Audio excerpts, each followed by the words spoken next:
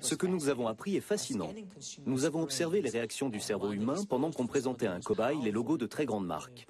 Et nous avons pu nous rendre compte que le cerveau est activé de la même façon que s'il est exposé au symbole de la religion de la personne.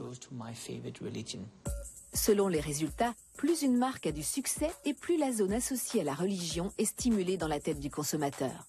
Une révélation qui offre une myriade de nouvelles possibilités pour les experts en marketing.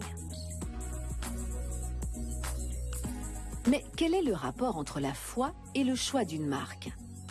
Pour le comprendre, Martha Lindström a mené des entretiens avec des représentants des principales religions.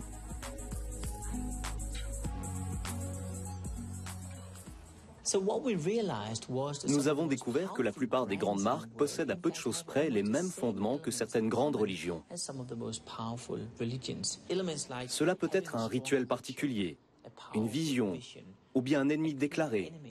Il peut aussi s'agir d'une symbolique, mais également d'un appel au sens, du fait de savoir raconter de bonnes histoires, ou bien d'être capable de susciter un fort sentiment d'appartenance. Selon Martha Lindström, une enseigne est parvenue à maîtriser ce concept à la perfection, Apple.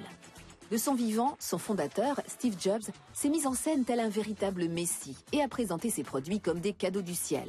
Ses promesses, acheter Apple, c'est accéder à la vérité et faire partie intégrante d'une immense communauté. Amour, foi, appartenance, tels sont les nouveaux mots-clés du neuromarketing.